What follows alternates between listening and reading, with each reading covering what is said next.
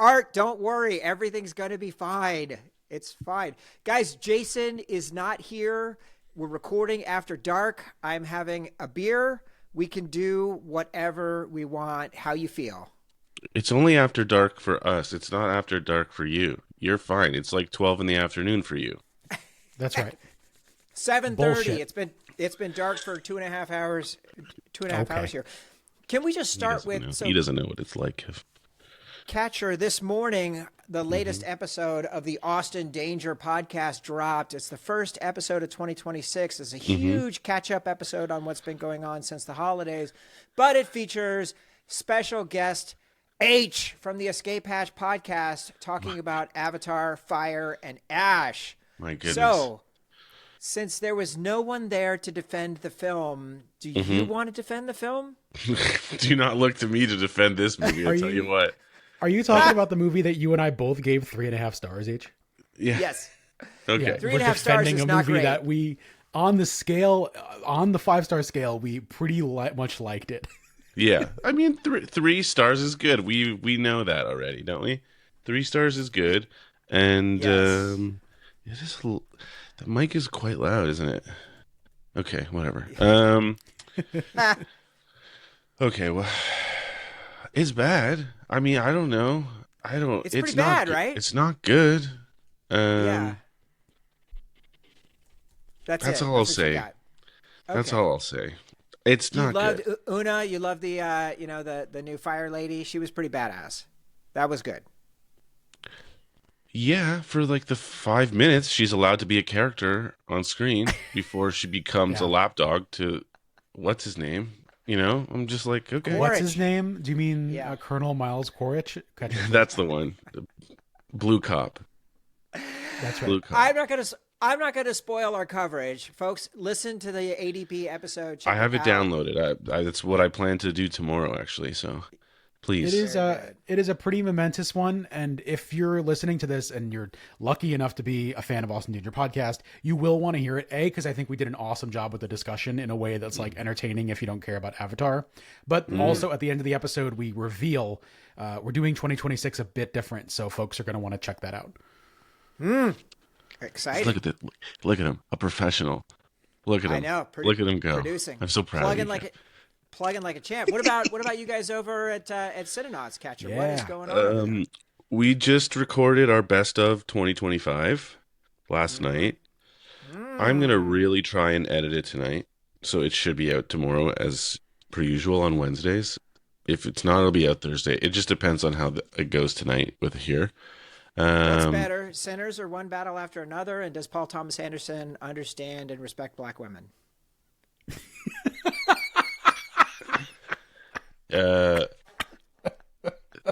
One battle is Kev, better you go- than Kev, you go one first. battle Yeah, is okay, better go. than Sinners, Yes. and I would think he does. You'd have to ask him. I'll take it. um, Kev, do you agree on that, on One Battle After Another versus Sinners? One Battle After Another is superior to Sinners in my opinion. They're both great films. It's hard to compare because they are so different. But I do think that it is always Paul Thomas Anderson's best interest, both as a person living in the world and as a director, to portray humans as complex individuals that have that can juggle multiple interests and struggle with that on screen. Do we need another scene with the Tiana Taylor character that maybe would have cleared some things up? Totally. But I No. think it's in his best interest to show humans being who they are, individuals with souls and intentions and ideas and wants and needs and desires and hungers and Interesting. things like that. So It's almost as Interesting. if we contain multitudes. it is almost, as if we contain multitudes. I thought One Battle After Another was really, really fun. I loved that movie. Sinners had a lot of kind of wonky bits to it, and then just some staggeringly amazing stuff that it was doing. That was so much fun. And both films, it was interesting. Both films, in a way that I haven't really felt transported in cinema in a long time. I think both did some really incredible magic tricks. So in that respect, 2025 was a kind of, for film and TV, was kind of like an off year, but there were definitely some outstanding What? highlights. What? What was I that don't you know said? about that. What was that you just said? Sorry, I was distracted by something. What did you say? I, TV I wasn't good? just I just said there was some great stuff, but I think there was not as much great stuff as there might have been in the past, right? Like 2024, we had Shogun, and we had Ripley, and we had the Pit and Andor, The and Pit was like this year. The Pit was last year. the first Come one. on, H. Wake Yeah. up. It was like Anyways, January. you know what I'm talking about. Bear season 4. Did you watch it? That was good. I did. Okay, so I what are we did. talking about? I liked it. It was good. Are we supporting Dune cast member Timothée Chalamet? Talk about Marty Supreme. Talk about great movies. I've not seen Marty Supreme yet. I'm surprised man. by that. Why? How do you? Well, let me just ask this question. So I'm struggling with the idea of I like going to see movies in the cinema, but it's difficult to get time to be able to do that when I'm not like picking up my kid from school or whatever. Right. Yeah. How and long then does I that feel take? like- 5 hours to pick up your kid from school age? Come on. No, you gotta Figure it pick 'em up, out. you got to bring them home. You got to do guitar practice. You got to do some Lego builds. You got to do some reading. You got like Okay, I so just- blah blah blah. You got to be a parent. Okay. I try not to okay. do that stuff when I'm being a parent, but like, so Yes. this weekend I'm struggling because Bone Temple comes out, and I yeah. really, really want to see it, and there's no chance for me to see it this weekend. Sam is Okay. off school both Friday and Monday, so there's just literally no window to see it. And then the question becomes, will it be worth it to go see Bone Temple in an empty theater like next week? Or Yeah. What like, do you mean? I would love to see it in a full theater Do you want with to? a ton of Who people. cares? Do you want to see it in the theater or not? I do, but I'm saying Okay. part Okay. of Well, the then just go whenever you can go. There's no rules. That's the best part Kev? about that. Is the H. This I is mean- the problem. This is the problem with Americans. You guys grew up with too much Christianity and you put too much rules on shit. Just Wow. you're allowed to go however you want to go to the temple. Just go to the cinema whenever it makes sense to you. That's the best part. There are no rules on how you do it. You just do it in the only way that you can. If you can see it with lots of people and that would make you happy, do that. But if you can't, that's okay too. It's okay. Kev, are there rules? Kev, are there rules? I love going to the movies. I love it so much. It is my favorite. I think at this point, my favorite thing to do. However, I don't think it matters how many people are there. I understand what you're saying and why you would want to feel that way, right? You I saw love Sinners the with a feeling. full audience. I saw Marty Supreme with a full audience. Like Yes. that was part of the revelatory experience. Was the reactions in that communal church of cinema. I really like that. Can I tell one quick movie going story from this award season that'll make everybody laugh? Please. The Wednesday before Thanksgiving, I saw Chloe Zhao's Hamnet, which is a really, really powerful story Really about a very hilarious, sick little boy. hilarious movie. Really funny. Super funny. And so this movie is, for people who don't know, it's about Shakespeare's son Hamnet, who got the plague and died. It's very funny. And so Spoilers. I'm sitting there having this harrowing emotional experience, and like at my 7 o'clock, a guy starts snoring as Hamnet Oh, is God. dying from the plague. Oh God. So like this little boy is like horribly dying, right? I'm sorry, this isn't a spoiler, it's historical. But like I'm just Sure. like I couldn't believe it. So yes, I understand that there is magic. Please tell me in stuff somebody that made a is good citizen's and arrest bad. on this guy. No, I let him snore the whole movie because it was so funny. He stayed asleep the whole movie. He riffed through the trailers in the worst riffing I've ever heard, and then snored through half of Hamnet. But my point is, like, stuff like that is a part of it, actually. I think. So I understand what you're saying, but also going to a movie by yourself and being the only person in an empty theater is just as great. You get a private screening of this brand new movie that you've been waiting. How long ago was that? 6 months for? Come on. Yeah. Did you like? I think both what are did you great. guys? What did you guys think of 28 Years Later? Blown away. Big thumbs up. Blown away. I How think about the chase? How about the chase across the waterway with like Brilliant. the galaxy and like the Brilliant. stuff? Like it looked insane. I knew that it was going to be good, but I did not think it was going to be that good. it's incredible, and I think that ending tag, if they had given it like 2 minutes of credits and then tossed that last scene after the credits, I think that movie would be a much more discussed film. I think it would probably end up on more people's lists. It didn't make my list, at least my top 5 this year. Would have. It made my top 10 for sure. But I think that kind of crazy tonal shift at the end, like really kind of like that's all you're left. Put Like some people everyone off, was yeah. talking about when you walk out, and really Yeah. the rest of the movie that you just watched was Totally like different. one of the most profoundly interesting movies, like a rumination on like parents and letting go of your parents and death, like really brilliant storytelling. And I think it just, because of that one decision, really kind of like hampers people's like ability to talk about it walking out of the movies. And I think it was an interesting choice, and I loved it. But even me, someone who loved the movie, it didn't even make my top 5 because I think because I kind of forgot. I don't think Robert About McKee that. would have approved of that ending. Absolutely not. And the thing is, like, I think that sometimes we undervalue how powerful the last 5 seconds of a movie is. Mm-hmm. Right. Because Right. it's all about coming in, getting you into Right. it, and then getting you out of it. Think about the end of Adaptation, for example. Paranormal Activity is almost a near perfect movie until the last 4 frames, Really? Yeah. and then I've it never seen it. sucks, and mean, I if you hate wanna it. ta- I if you hate want it. to talk after about that. nailing the final shot in a film, you got a group of Na'vi all putting their hand on Spider, and just like Stop. I won't let did that it. go. That We was won't talk awesome. you did it. Yeah. Once Yeah, again, a you white know. man set them free. Yeah. Listen, Stupid. they You did guys- it together as a team. Okay. You guys, we're so glad to have you back. Catcher, it's been forever. Your calendar does not line up well with Jason and my recording schedule. Yeah, So I have a I literally regular punted. You have a job. job. Yep. I have a 9 to I 5 job. literally- I have a 9 to 5. You guys have jobs. Mine It's 9 to happens 5, to be a it's fine. 9 to 5 job, and yours is That's right. more flexible.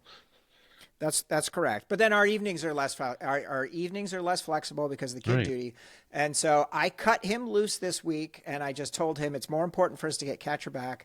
And I really wanted to get the band back together because you've come on, Catcher. You've come on with multiple folks. You've come on with Devendra before. You've come on with Brian Mosley, and you have come on with Kev. And I That's wanted right. to get that team back together. So I say to both of you, Michael and Kev, welcome back to the pod.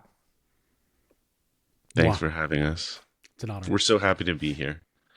We had a lot of options for what we might cover. I don't remember where we started, but again, I'm continuing with my journey this year of just saying yes to what guests decide they would like to cover. Yeah, this was a wild departure for you where I saw the list, I laid it down, and then it just happened and ended up on the schedule, which is so rare. Was that scary? It was Like interesting. the power? Like you're like, whoa, gotta. It was interesting. For sure. He would have made a different choice had he known there was that much power. Like we could have done anything. We could have done anything. We could have made him do literally anything. Elvis the shi- Redux. The Right, Shining yeah, is yeah. still sitting out there. That's untouched. No, I think we do there- Elvis Redux. There's Yeah. a lot of stuff. I mean, I Epic is keep around the try- corner. I keep I'm trying still to recovering. do What? What are you recovering What from? do you? Oh no! What do you want to do? What do you keep trying to do? You tell me. I just keep the ongoing joke is that I want to do John Carter of Mars. Oh, and John you Carter won't Mars. ever- That's you won't not ever have allowed. me That, on. Oh man. no, that is. Well, listen. I was thinking about that. I just don't maybe understand. Maybe we set a goal of 100 paying patrons, and then we would do John Carter of Mars. Right It's- now, I think we have 62. Okay. Other than the standard blurb that happens, Mhm. we don't ever do anything. We don't ever do anything special. But so maybe we'll just kick off the 2026 patron pledge drive to see if we can get to 100. Like maybe we do a Okay. discount. We do a discount for a couple of discount. months or something for people who sign up new. I don't know. There's probably some tools to do that kind of shit.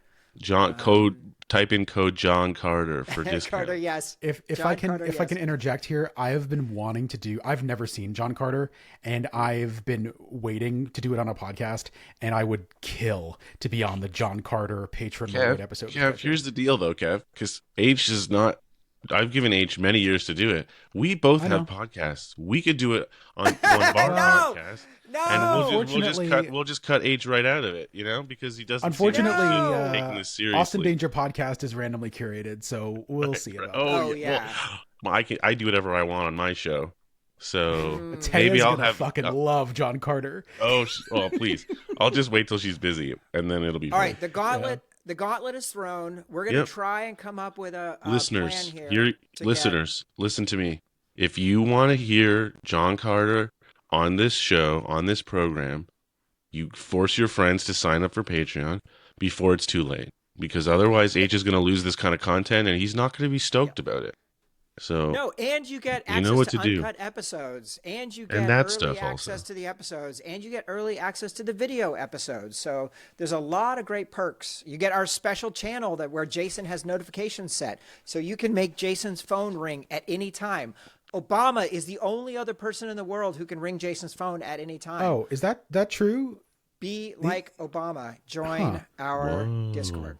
I will say this: I'm not in the Escape Hatch Discord all the time these days, but when I am in engineers. So if people, keep that It's in the mind. place. It's the place to be. All right. Well, so we gave you guys the choice, whatever you want to do, and very quickly you guys popped out Charlie Kaufman and Spike Jonze' sophomore effort, the wildly inventive film starring Meryl Streep, Chris Cooper, and Nicolas Cage, Adaptation. And that is what we're going to do in just a few minutes at the bottom of the hour. Before we do that, next week on Escape Hatch, it is the return of our Scream Queen, the managing editor, senior editor of Fangoria, Meredith Borders. Hell yeah! I love it when Meredith comes on. It is the greatest thing. She just came on for Hellraiser end of last year. Amazing episode. But get this, you guys. Let me just put the question to you. What is John Carpenter's forgotten masterpiece? Memoirs of an Invisible Man. I'm joking. No, negative. The TV movie Elvis. No, That is I've never seen that, but I bet it's good. Him and Kurt. it's fine. People never talk about this movie in context of John Carpenter, and we are doing it. Starman. Starman. Jeff Interesting. Bridges. Yes. And what's her name from Indiana Jones? Yeah. For sure. Of course. God damn. Yeah, remember her? I remember her. She's great. I'll say Karen this- Allen. Jesus, Karen Allen, that's Karen right. Allen. H, I don't even know the names of my own friends. I don't remember the names of actresses in movies. That's or fine. actors. It's not an actress thing, it's a people thing. I love Karen Allen. I love Jeff Bridges, and I really love John Carpenter. And this was a movie he did in 1984, I feel right in the middle of the mix. I feel like, but don't people talk about this movie? Like, I feel like he hasn't made enough movies that there's really anything that doesn't get talked about. Really.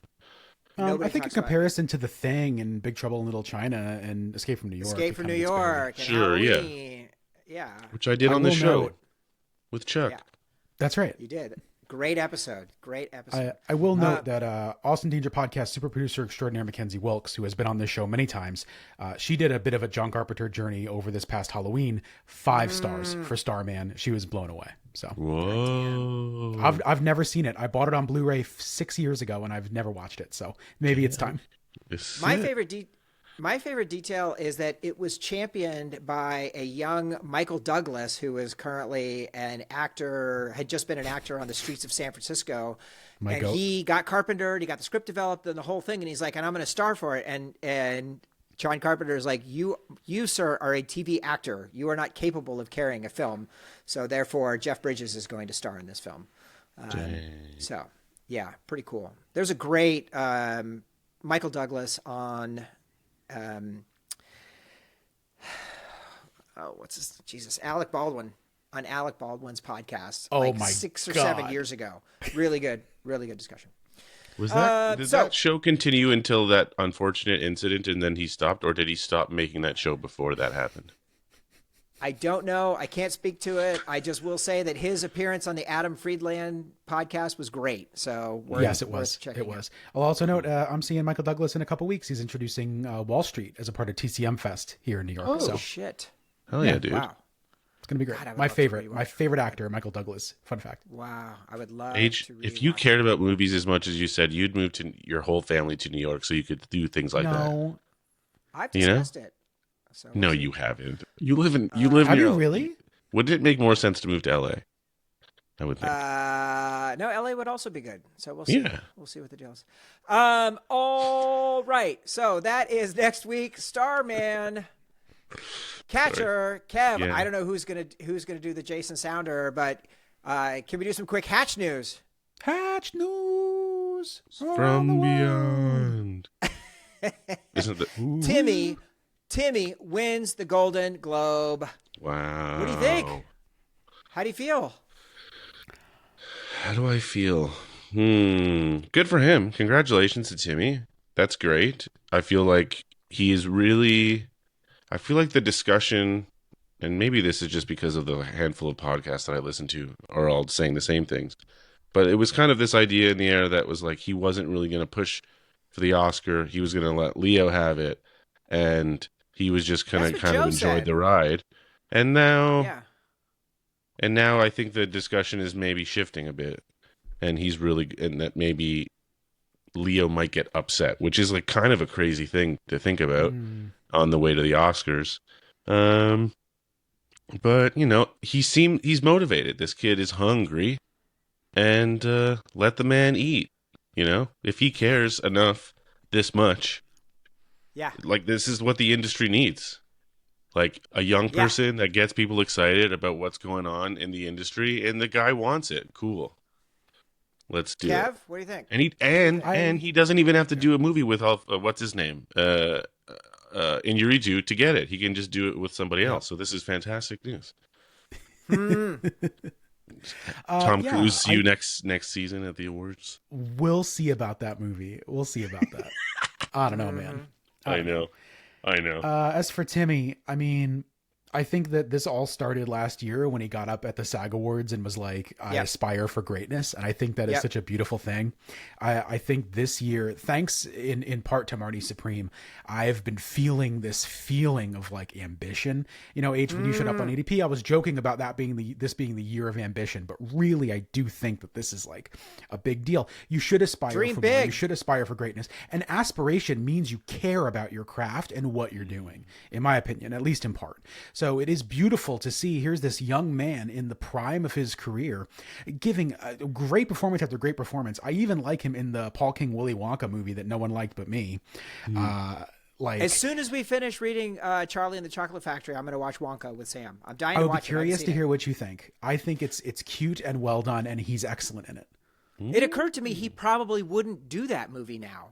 Like, I think he's too big and too marquee to do something like that. I agree with that, but I think it came at just the right time for everyone involved. I agree. It was an amazing stepping stone. Like, this kid is running his fucking program. He has got it going on, and I'm very pleased. I will say, I thought Leo's performance in One Battle was unbelievable. I mean, there's no doubt.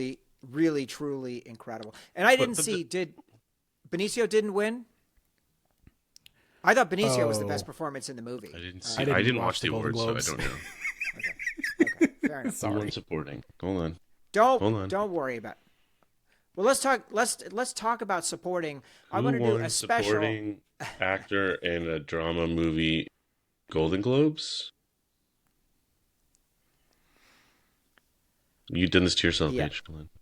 Or was it music comedy? I think it was comedy. I think it was Owen musical or Cooper took comedy. home Best Supporting Actor in both. That is Owen Cooper that? for what? That's TV. That's Is that Adolescence, I TV? think. Is that the little boy from Adolescence? The little boy. Man, I'm Golden losing my Globe- mind. This is wild. Golden Globe winners. Wagner. Let's see. Best Oh, No, right. that's Supporting? Wagner that's Moura lead. No, he was won drama lead. for drama. That's a great Oh, performance. If people haven't seen Stellan Secret won. Agent. Oh wait, no, Oh, dude, Stellan. Stellan. That also Stellan's a doesn't make drama. sense. Wait, No, that's a drama. Is there no? By the Maybe way, there's Wal- no. Maybe there's no supporting. Oh That boy. doesn't make sense. That doesn't make sense. Oh, All right, supporting. we're all That's one. we're all kinds of fucked up. Okay, listen, we'll just let the people figure that out. Pretend none of that happened, and we'll keep going. Speaking of supporting, I want to do a special tape deck shout out bow, bow, bow, to the Lost Light podcast. Yes. Jim, Lind for Pope, and Caleb out there, they just finished their comprehensive Stranger Things rewatch. They rewatched the whole thing, they potted the whole thing, then they did their instant reactions to the final episodes as they were coming. And Catcher, your final take on Stranger Things, how'd you feel? Spoiler free, please. One, just because you mentioned it, Lost Light, amazing that they did that. Their like speed on things was incredible, Hell and yeah. it was so cool. Spoiler free. Stranger Happy Things with the wrap up? is like the perfect middle of the road show. It is not like exceptional, and yet it's special. I don't. I think basically the my come down on it is this is ultimately not a show for me or us, any of our friends. It's you. for kids. It's definitely for me. It's definitely for me. I think the show ultimately though is like for kids. And like imagine if you were a kid and you had this show to watch as a kid, Yep. would have been amazing. And I think I don't know, as like it has flaws. You know, the show has never been a perfect show, but it's always had like a heart to it that I've really appreciated. And I think it does exactly what you kind of expect it to do in the end, and I'm fine with that. I'm fine with that. Yeah. I definitely agree that it had flaws. I just thought it was really good. I definitely enjoyed it. I love the way Yeah. it landed, and I'm going back and forth. I definitely started out as I do not believe, and now I'm kind of midway around to believing. Believing in what? The last scene of the movie or of the show, the whole thing. Oh, Do you believe? I believe. it's just yeah. Were Sure. you still awake? Were you awake for This that? is Did telling. you watch the I end? just Did you don't watch the under. end? I just don't understand what you like. The story that he says that he explains that Mike Yes. explains. Is that what you're talking Yes. about? Yes. I don't. What does it doesn't? I don't. Does it matter? I don't Does think it matters. matter? I don't I think think it it matters. matters. You have not, Kev. You've not watched. I got through, I think, most of season 3, I think. Listen, I think it's awesome that people enjoy it. This is going to sound so condescending. No, in it's the 70 millimeter community, we have a phrase, glad this exists. And I am truly glad this exists. Here's my Stranger Things take. It's a little mean. 15 years ago this summer, I saw a movie called Super 8. It was fucking awesome. And everyone took turns shitting on Super 8. It's boring. Not it's us. derivative. You know, most people did. I was there. And They then did, yeah. Stranger Things comes around and it's the most incredible thing in the world. But most of the vibe that I was seeing in season 1 of Stranger Things, it was just Super 8 again. Sure, but So Yeah, that's- well, that's season really season it one for was me. Spielberg and Stephen King, Yeah. right? Like, Fair enough. Yeah. Yeah. yeah. right. Yeah, they were both doing the same thing. They were both working for the same cloth.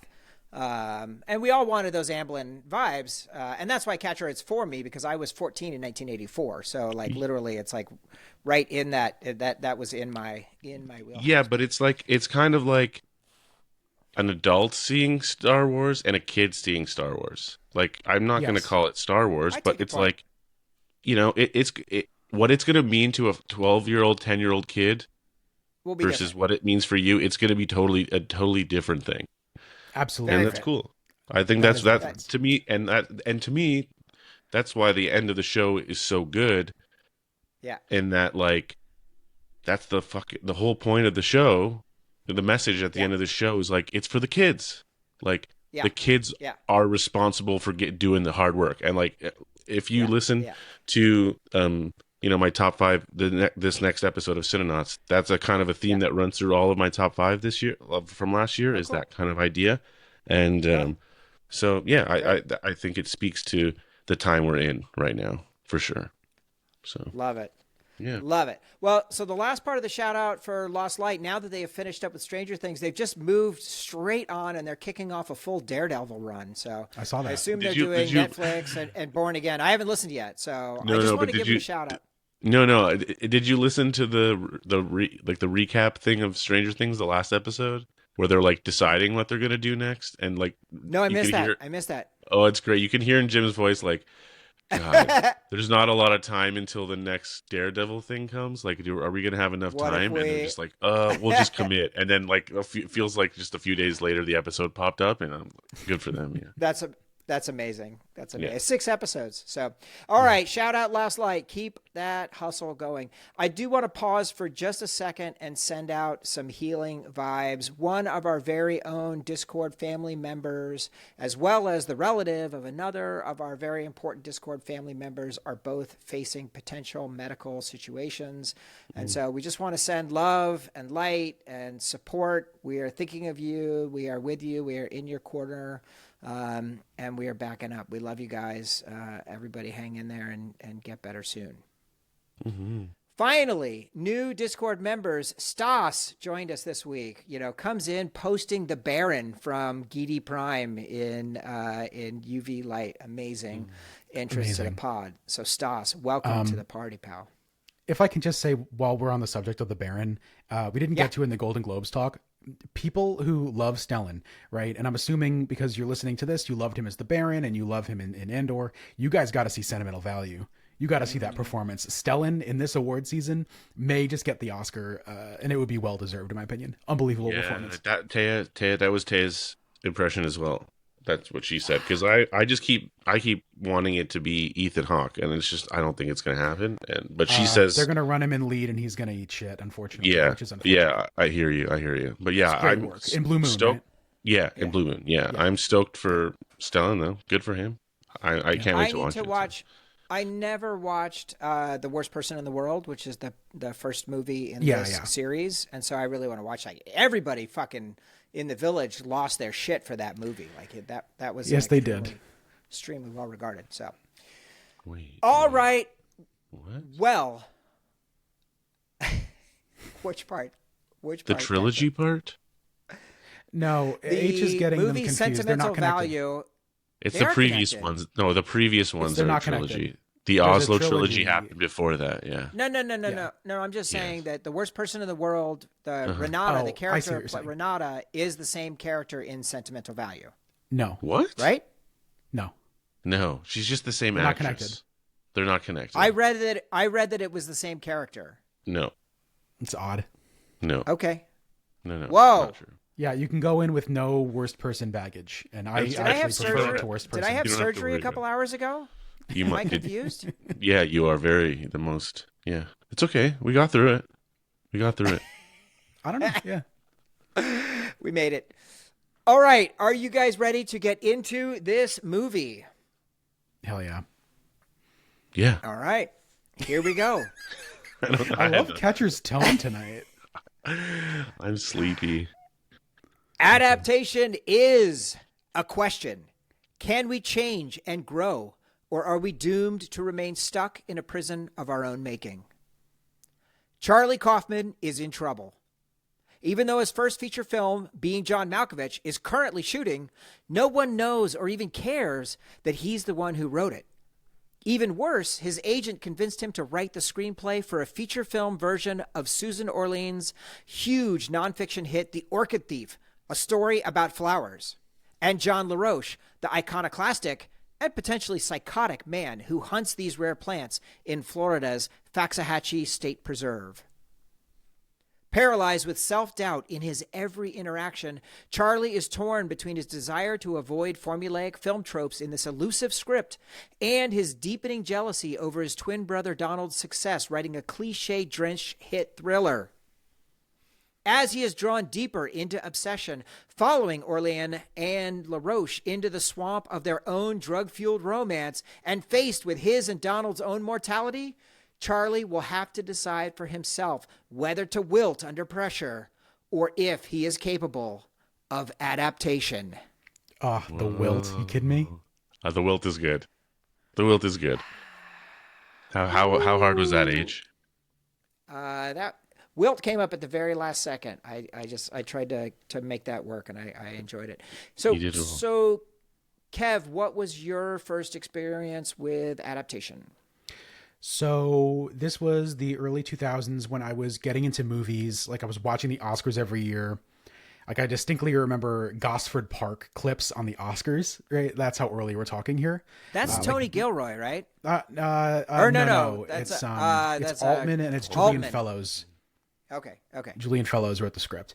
So I remember like that's how early we're talking. And then I remember my parents had rented Being John Malkovich on VHS and I'd watched a bunch of that. So I had already kind of known, I would say around like 2002, 3 or 4, I was like 10, 12 years old. I took this movie out of the library. This was one of those Kill Bill Volume 1. I talked about it on that episode of Escape Hatch. I was much too young, but this movie touched me on like a core level. This movie really spoke to pretentious, weird, awkward Kev in ways that I couldn't even understand. And every time I come back to it every few years. I get something new out of it that is really fascinating and informative, just like all my other favorite movies.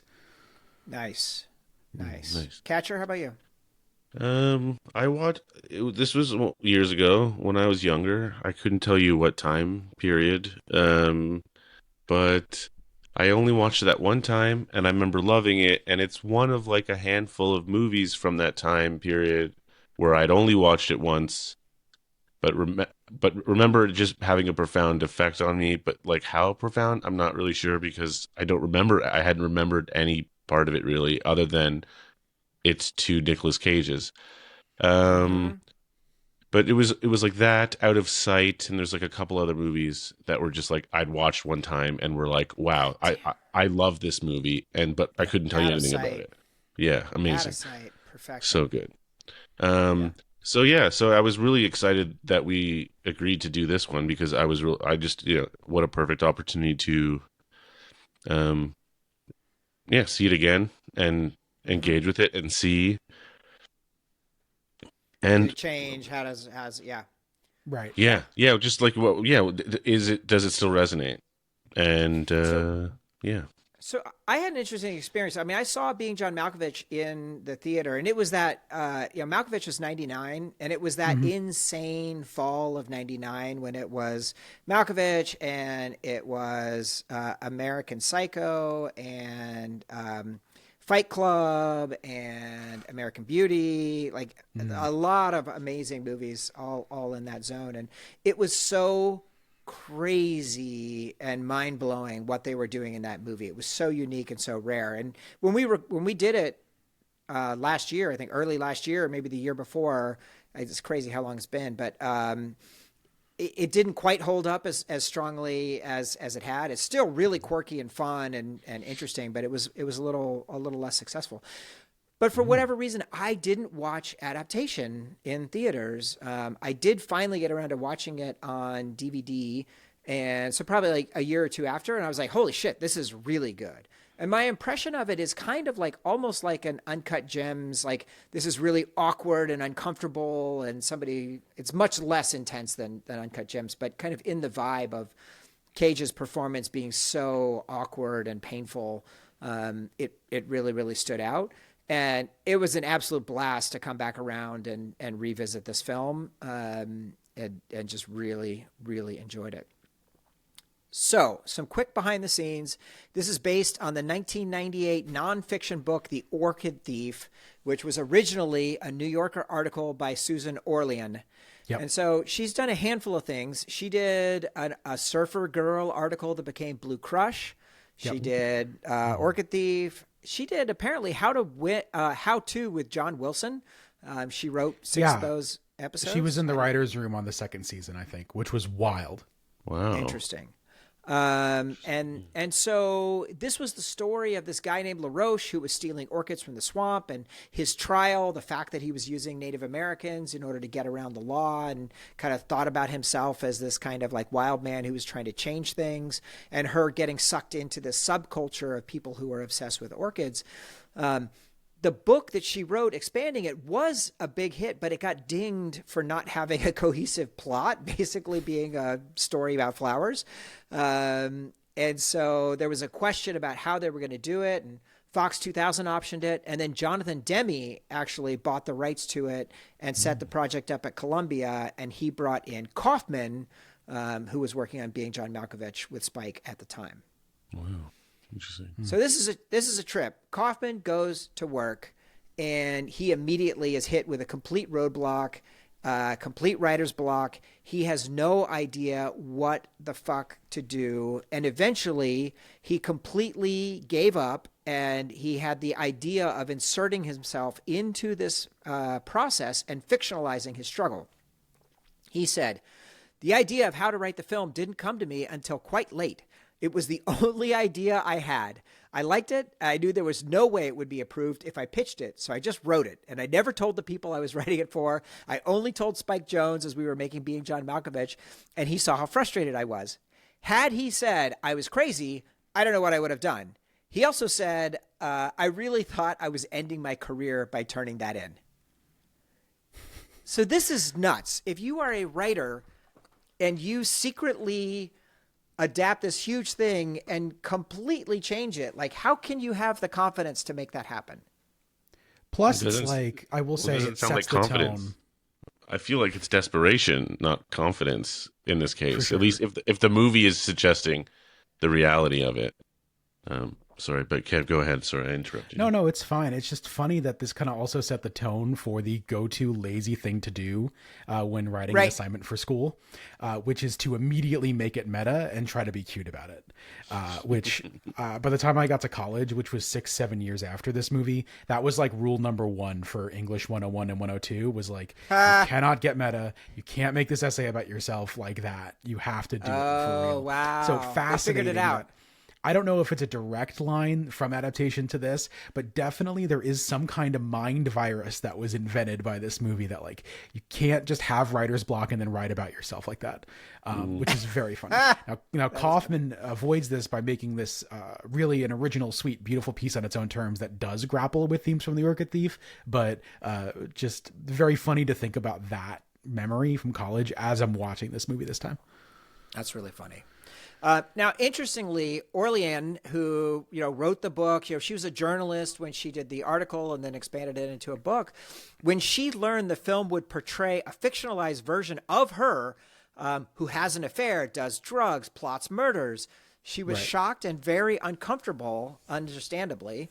But Kaufman stressed that he was being satirical and using this as a construct representing how Hollywood corruption, was affecting the movie, and this idea of sensationalizing and kind of, making it a pop thing. That was what he was trying to skewer on that. And she ultimately was willing to get on board, which to me is amazing for her in particular. And I guess when you have Meryl Streep playing you gotta feel pretty good. But nuts. Yeah. Both Cage and Streep took huge pay cuts in order to do this. Originally, John Turturro was offered the role of LaRoche, but Cooper, we'll get into his performance. But for Robert McKee, they considered Albert Finney, Christopher Plummer, Terrence Stamp, and Michael Caine. But McKee himself suggested Brian Cox, which I think is an amazing, perfect casting. Perfect. Yeah. Yeah, nailed that. Nominated for 4 Oscars, won 3. Yeah. Acting, 3 for acting and 1 for adapted screenplay with the nominations, and Cooper won. Nominated for 6 Golden Globes, and Cooper and Meryl both won. In the end, go ahead. Who did Cage lose to? That's a great question. I don't know. We have to check the tapes. That's crazy. In 2002. So 2002, maybe Richard. So it would have been the 2003 Oscars, right? March of 2003. There's no way to know. March 2003. I'm sorry, Oscar. I put a whole wrench in here. No, but now we have to know.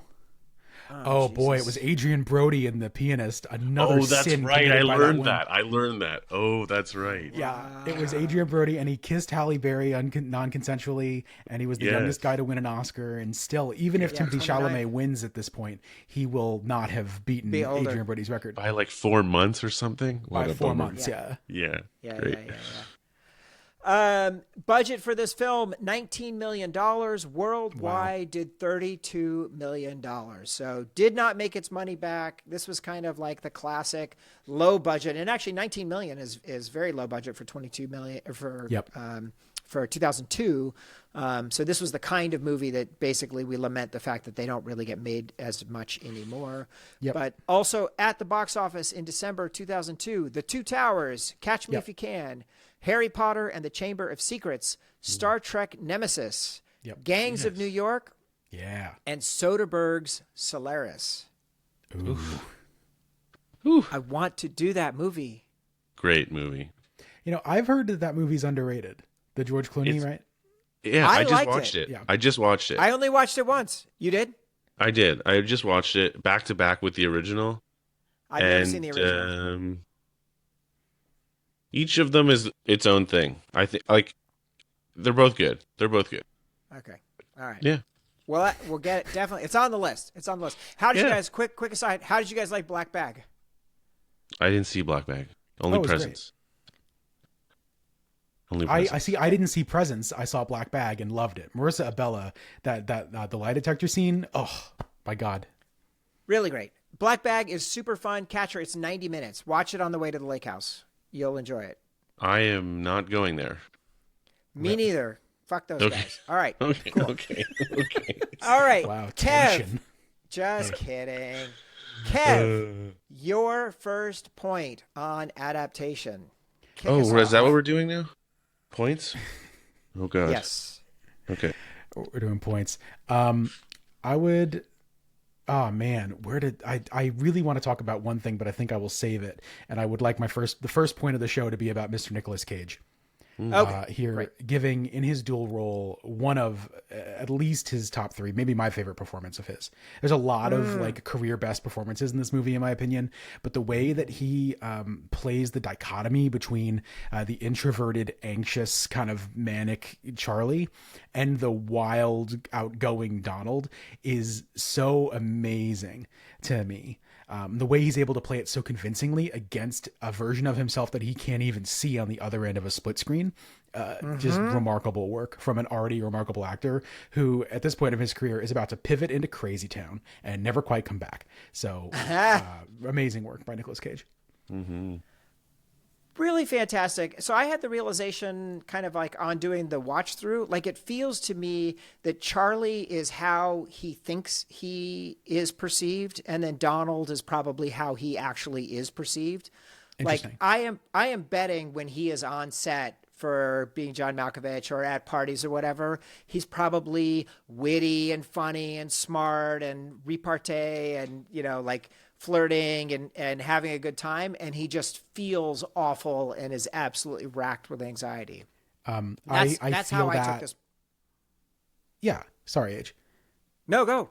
I just relate to that on such a deep, visceral level that I always have a strong reaction when I'm watching adaptation. It's because it's like I've been the Donald and I've been the Charlie so often, both in my life alone and then in a group of other people, both. And it's just, again, the fact that Kaufman is able to draw that out and Cage is able to portray it like that is just incredible. Yeah. Yeah. I think. Well, I mean, yeah, I deeply, deeply, deeply resonate with Charlie in a really big way. Like that, the opening, like before it's while it's still black and it's just him like running through every. Do I have an original thought? My fat ass. I should Yeah, start dude. jogging. Maybe Yeah. rock climbing. What if I learned Russian? That's basically my inner monologue every day, like walking around life. So it's very, I felt very seen in that. Yeah, and like I was watching a couple like interviews with them, and and in one of them they were talking about like they had Charlie and tried to Donald, find a them. bunch of people. They tried to find a bunch of people, Spike Jonze and Charlie Kaufman, trying to just find an actor that could do it. Like they tried Mm. a million people, and Hmm. they couldn't find anyone. It wasn't working. No one could, they'd find someone, and someone could play Donald, but really couldn't effectively play Charlie, or vice versa. And then someone, I'm trying to think now who it was. Someone suggested to Spike Jonze, "What about Nick Cage?" And he was like, "Oh my God, yeah, duh." And then called Charlie and was like, "Hey, Cage?" And he's like, "Well, yeah, duh, okay." And then they talked to him, and it ended up working out spectacularly, obviously. Amazing. Yeah, yeah, Amazing. I I think I mean there's a couple things. First of all, the for me the whole thing is the scene where he's in the front seat of the car and he can't kiss Amelia. Or can't come, when she's inviting him in, it's so clear that she wants him to come in or to kiss, and he knows it, and he just can't do it. And that is like, to me, that was so relatable. Like I've had that moment of just not having the guts to do it, and then just driving off and being like, I should stop, I should go back, and whatever. Like me that as a young man, when he's extremely having that relatable. line, when he's having that Yeah, line of just like, I should go out there and I should go up there and kiss her, and then his hand just he puts puts it in himself in the drive. drive and then goes. You're Yep. just like this, yeah, okay, Yep. perfect. It's Fuck. great. Yeah, Yep. love it. I Visceral. love it. Yeah, Visceral. it's the perfect. You are the victim of your own shit, of Yeah, getting in your own way, and that's you talked before about like you think that Donald is sort of who he really is. And it's kind of like, I don't really see it that way necessarily. It's just more of the person he kind of wishes he was, maybe. Yes. Or, this idea of the person that, the opposite of overthinking, And when I can overthink the same thing in 50 different ways, wouldn't it be just nice to not have to worry at all about something instead of right. being only about worry? What's that like? Yeah. What's that like to not worry all the time? Who the That fuck is knows? the focus of the last year. My next year, that's my number one life? focus in life. Yeah, for real, it really is. Because it's I just so honestly, much. yeah. It's such a healthy way when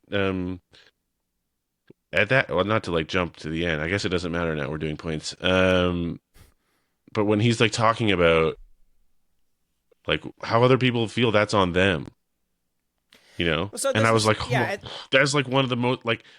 That is All one of right, the most let's. profound things, you could say, and it's in terms of the human experience, and Well, this is so yeah. yeah. This is the whole thing, right? So like the from the very beginning, he sets up this idea of he doesn't want to make this a Hollywood movie, but then goes beyond where he talks about how he doesn't want to make it about people realizing things or people having breakthroughs or people changing. He wants these characters to stay the same. But at the end of the day, when he is, at risk of being shot, and we have the story of Donald with Sarah back from junior high, and he realized that she was making fun of him, and Charlie couldn't imagine how he could appreciate that. And Donald says, "I can love who I want. You are what you love, not what loves you." That's what I decided a long time ago. Thank you. Yeah, it's And beautiful. it's such a beautiful scene. And it is Yep. so true. And it's beyond romance and love and all of that. It's true in all aspects of our lives. We can put what we want out into the world, and we're not always going to get what we want. See 2025.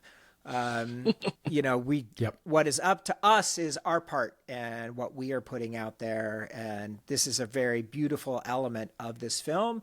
And as much as he pushes against it, that he actually is willing and able to try and to make a change.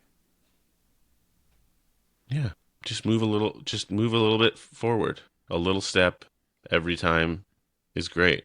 But it's like he doesn't want to write that because he doesn't understand. He doesn't like, he doesn't know what that means. What does it mean to be like to take action? He doesn't know what that is.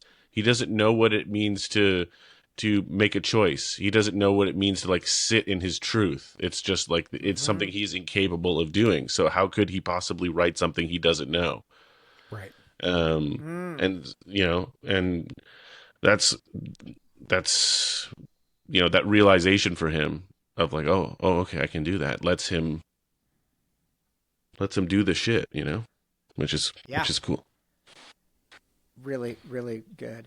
So I'm going to start. My first point is just the meta aspect of the film. Kev, meta. You can make it meta. It makes it cool. That's right. That's all you need. It's so. I had completely forgotten because I hadn't seen this movie in 23 years or whatever. This notion of opening up on the set of Being John Malkovich, and then retroactively putting Cage in there was like such a magic trick. My notes just said, "Oh my God, I love this movie," and him immediately getting booted out. Hey, you're in the eye light. Can you get off the stage?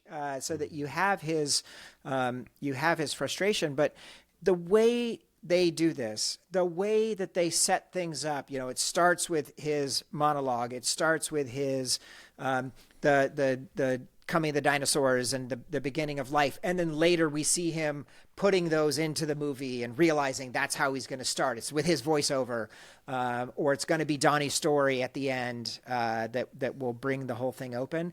I just thought that was, that's Charlie Kaufman to me. I have not rewatched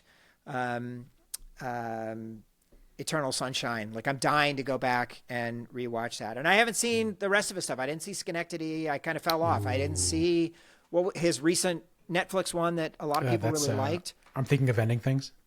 Yeah, like I feel like I need to get back up on Charlie, but I just love how they weave between the time frames, like present day, her writing the book, 3 years earlier, him, LaRoche pulling off the heists, like the way they jump back and forth. And you're left figuring out which parts are Orlean when she is writing stuff versus when does it transition to him starting to, what if they fell in love, Tilda? Good idea. Like starting to embellish and make those things. I just thought it was very deft. Mm-hmm. Yeah.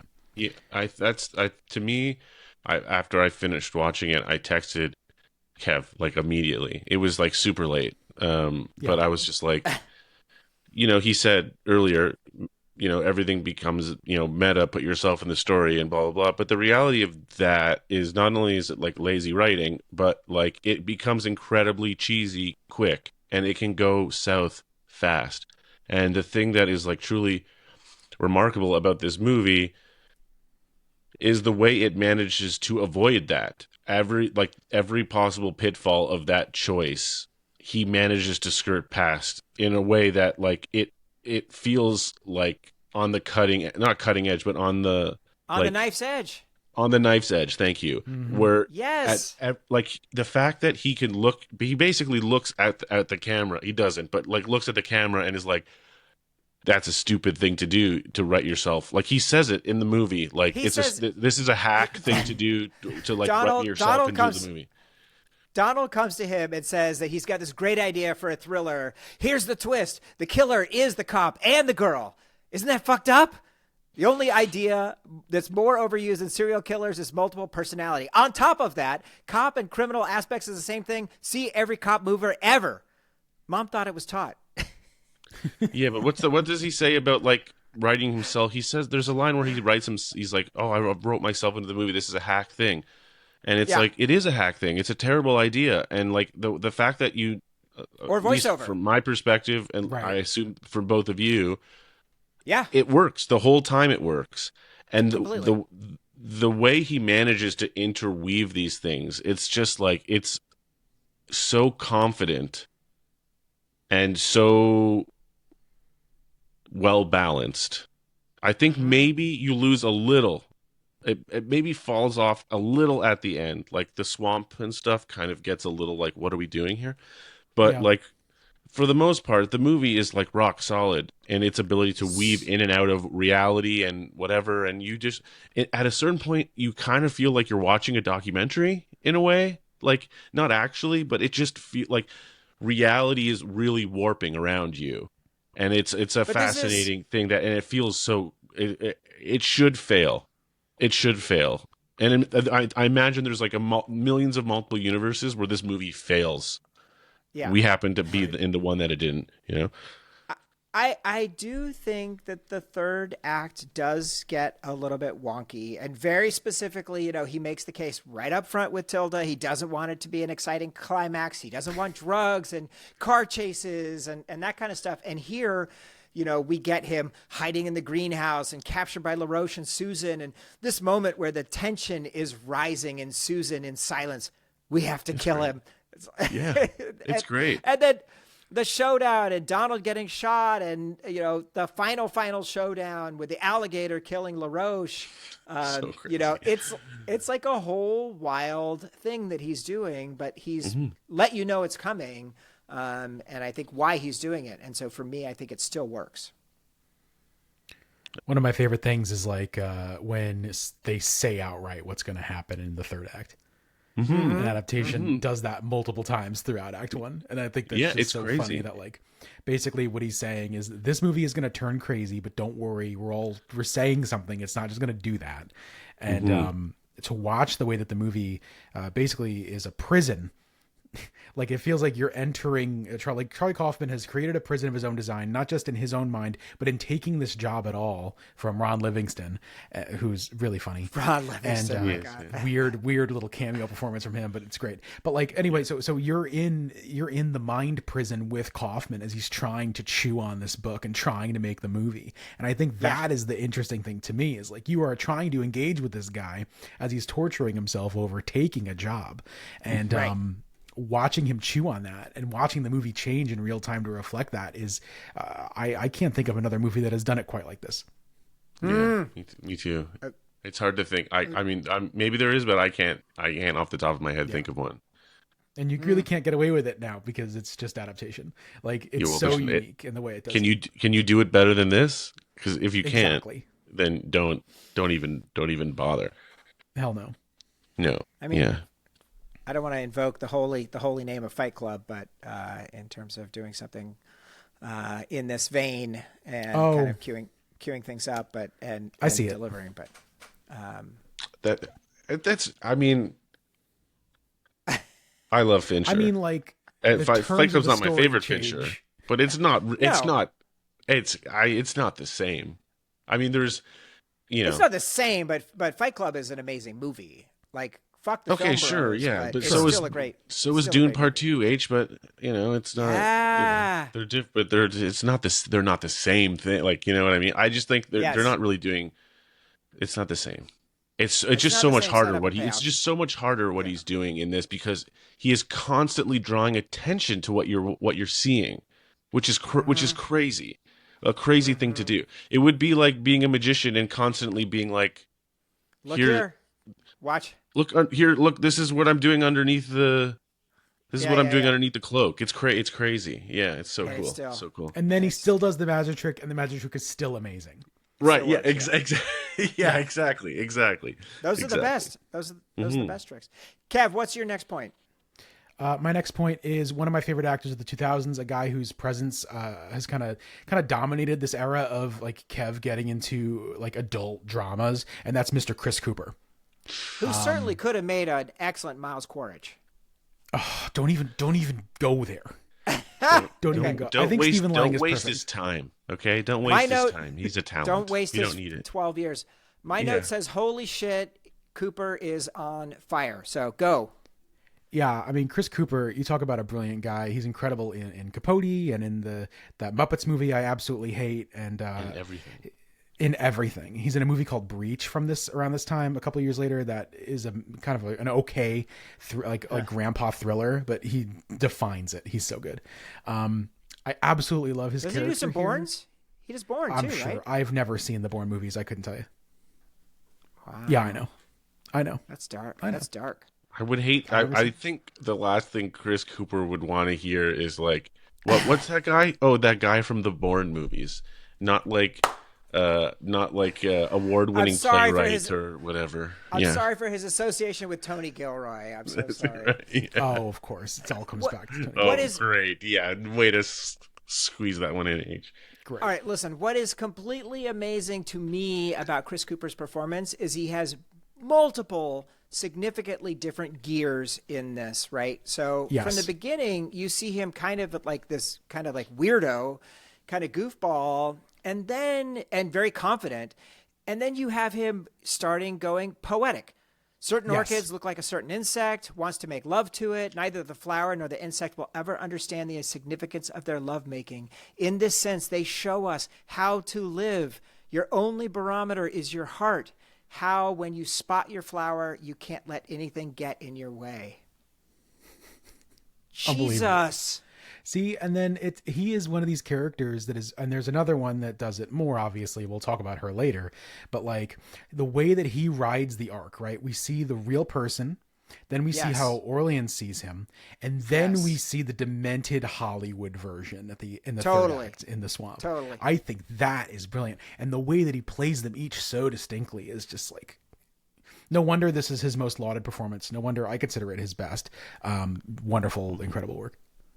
Them kind of circling each other. You know, again, you even have more, you know, he talks about, why do you like plants?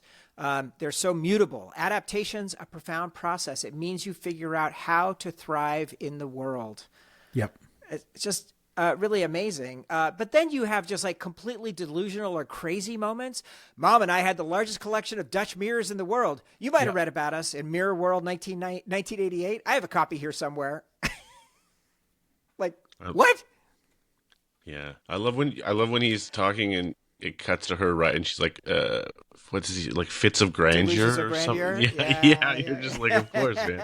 This guy's a character. He's such an interesting guy. I really like him a lot.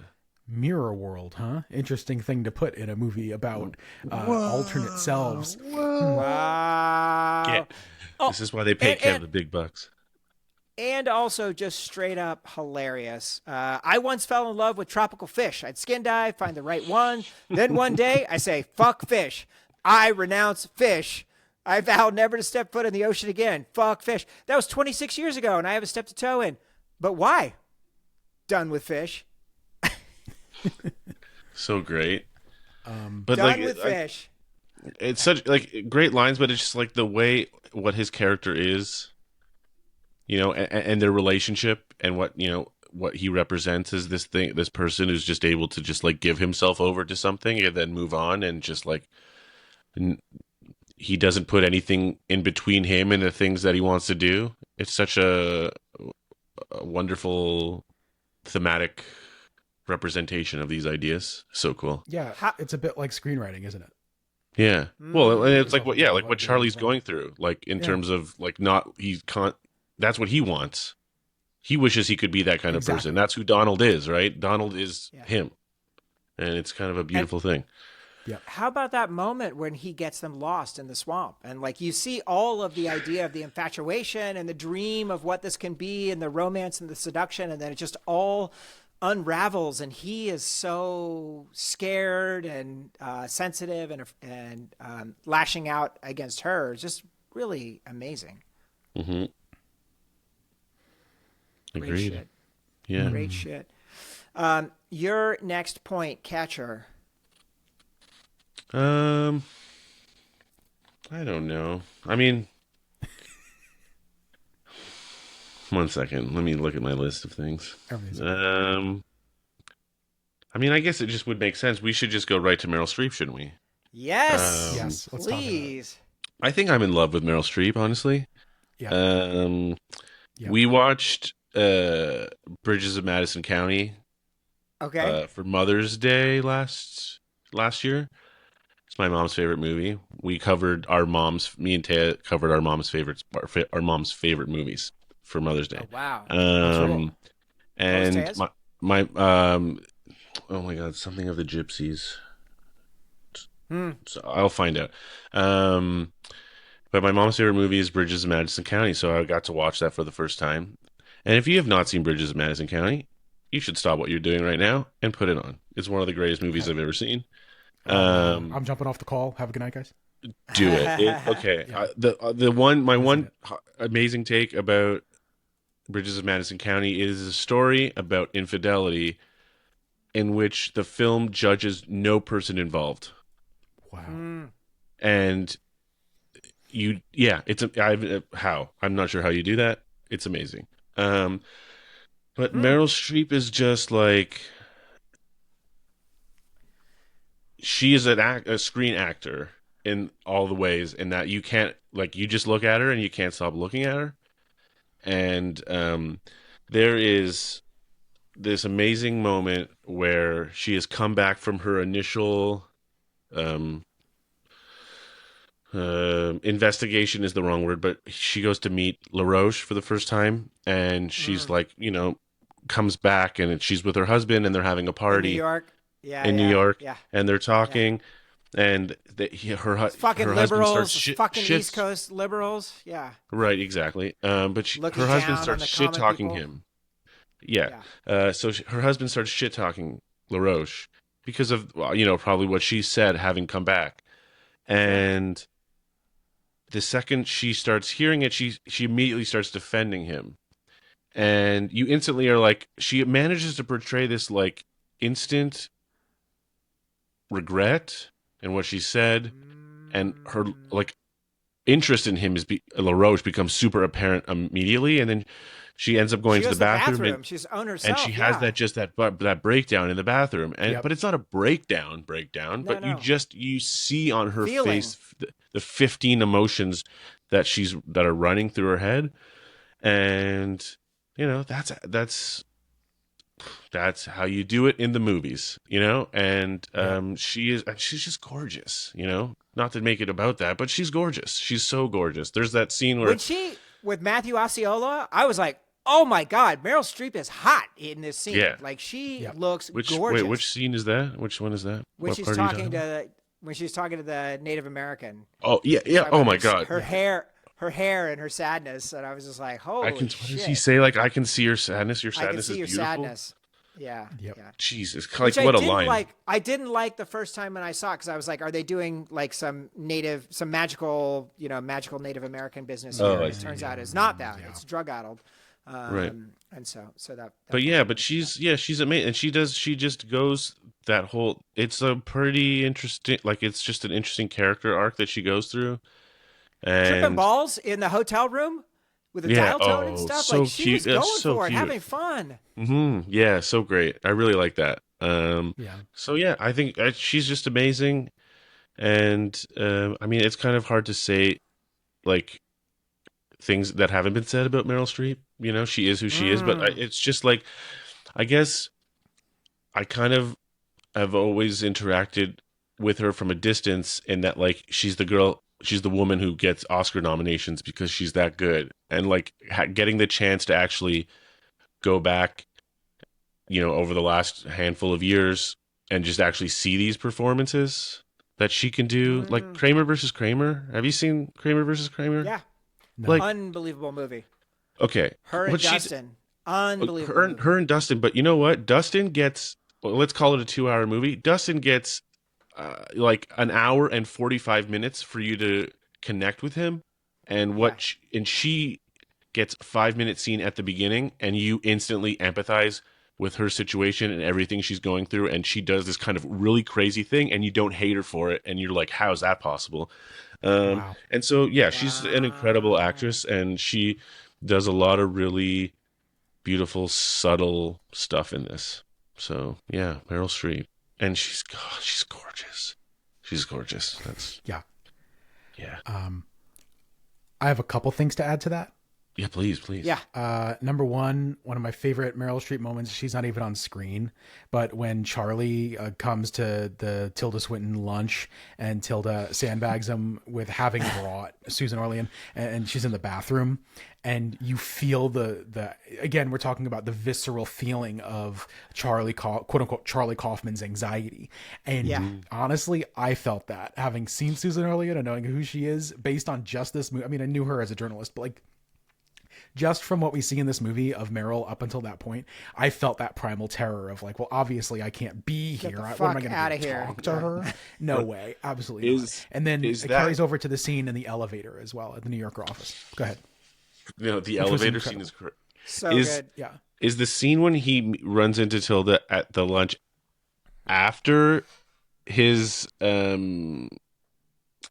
sexual deviance Oh with the yeah, book. I think After, so. yeah, It's like yeah, right Yeah, it's after, after. right? So it's like he's yeah, done I Yeah, this think thing, yeah. and so. then it's like now he's got to meet her, and he's like, "Oh God, I Right. can't He do this. feels It's the so funny." shame of like, Yeah, yeah, yeah, it's so, the fact that he is constantly, um, like he's got this like writer's block situation. It's like he sits down, and it's like, I should have a coffee, oh, a muffin, blah blah blah. But then he's always like jerking off to like kill time. Is so always. always it's so funny. It's the moment when it's like he's How do on you the act that? How do you possibly he's go on a set please. surrounded by people and make yourself that vulnerable? Like He's a that to me professional. is This is he the is a power. professional, but like Yeah. holy shit, man. The Amazing. scene, it's like the first time that happens, and it's like, is it the Judy when he's Greer. at on the with Judy Greer on the date, and then Yeah. and then Yeah. Donald like walks Yeah. in the Comes in. door. Yeah. Yeah. Yeah. Oh my God, dude. Donald is okay. Can we talk about Donald? Donald is hilarious. Yeah. There's a number of times where he just like barges in. There's that moment where Yes. he's finally like locked in, and he's like, "Oh, I've Yeah. got this idea," and he starts writing, and and then he just like walks. And he's like, "Oh, my script's done." You're like, "Oh, Yeah. Donald, fuck off, dude." He finally was in the Yeah. flow state, and you've ruined it. Like, I Yeah. hate you. Yeah. I can Yeah. sympathize with that, man. Be trying to find the flow state, and then you're finally in it, and then someone's just like, "I don't care about your flow state. I'm here now." It's so Yep. annoying. Yep. uh, uh, Yeah. Sorry, busted. I interrupted somebody for sure there.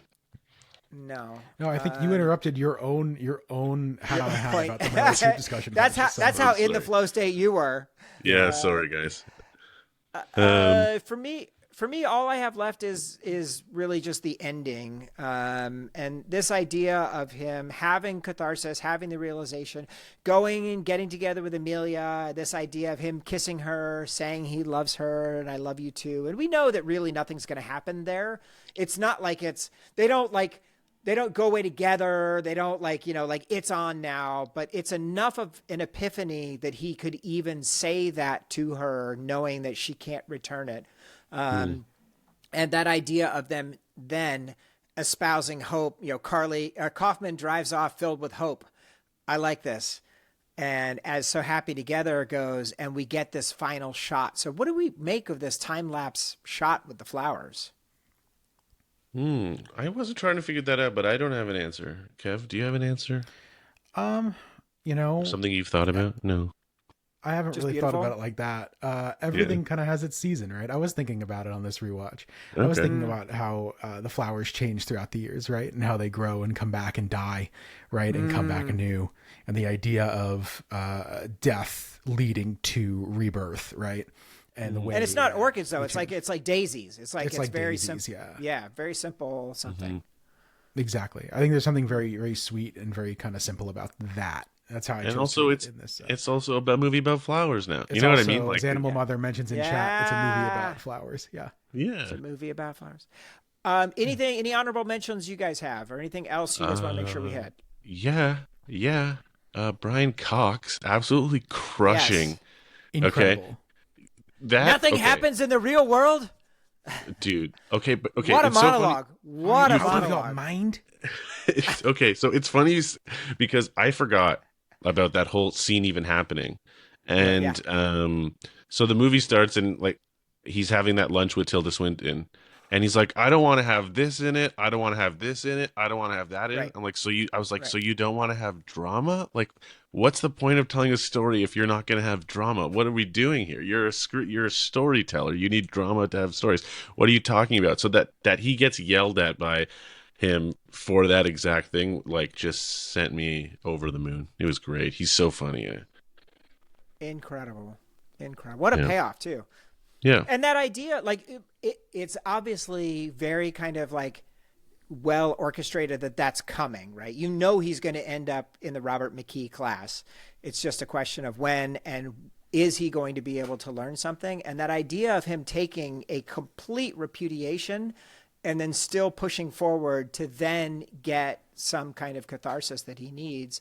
And that idea, McKee says, characters must change and it must come from within. Yeah.